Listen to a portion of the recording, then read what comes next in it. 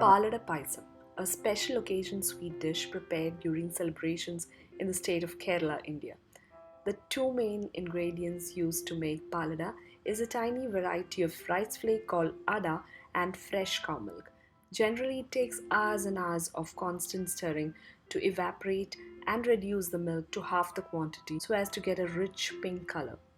Through this video, I would like to share a quick method to make perfect palada payasam in less than an hour, retaining its authentic taste and color. Do try this recipe and share your feedback.